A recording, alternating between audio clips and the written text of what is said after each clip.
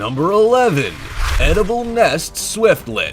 Like the witch's house in Hansel and Gretel, this little bird's nest can be eaten. Not only does this make it eco-friendly, it's probably pretty handy when mom and her babies are hungry. The nest looks very cozy and is a common sight in the Andaman, situated in the Bay of Bengal between India to the west and Myanmar to the north and east. A tiny bird that measures just 12 centimeters long and weighs about 18 grams, the swiftlet and the glossy swiftlet live in the limestone caves of Andaman. Nesting deep within the caves and other poorly lit areas, the swiftlets use echolocation for navigation with sound waves as they bounce off the surface. Their nesting locations are chosen to ensure they are safe from natural predators, and due to their size, these guys are prey to pretty much any creature or animal bigger than them, including bats, cats, and rats. They build nests that can be eaten by humans and are considered a rare delicacy in Chinese cuisine. The fact that they are built out of the bird's solidified saliva would be enough to put me off, but others aren't so bothered. When exposed to sunlight, the white nest gets a golden hue, often referred to as white gold. It's also priced like it, at a whopping $4,000 per kilogram.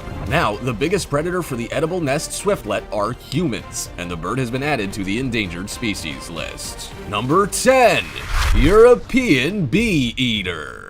These tiny, colorful birds burrow into the sides of sandy banks, preferably near river shores, and usually at the beginning of May. Similar to rabbits, the bee eater creates a relatively long tunnel in which they lay 5 to 8 eggs. Both the male and female care for the eggs, feeding and roosting as a couple. They look after their brood for about 3 weeks. During courtship, the male bee eater finds and delivers food to the female, feeding her large items and eating the small ones himself. They primarily feed on insects, especially bees, wasps, and hornets, removing the sting before consumption. The male steps up his game before and during egg laying, making sure his mate is well fed. As most males are monogamous and prefer just the one partner, they are very attentive. The bee eaters breed in warmer climates, including southern Europe and parts of North Africa and Western Asia. They are strongly migratory, spending winters in tropical Africa. Number 9.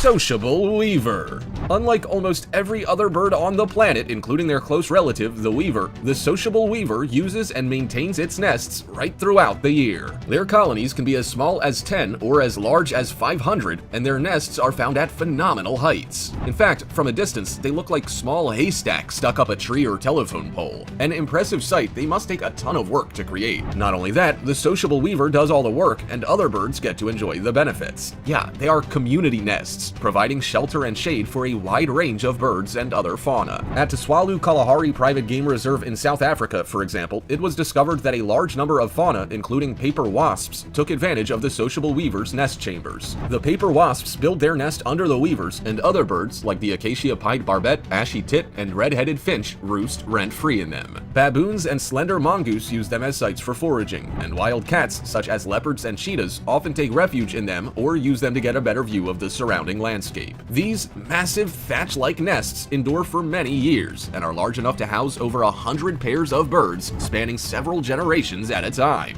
Now that's impressive.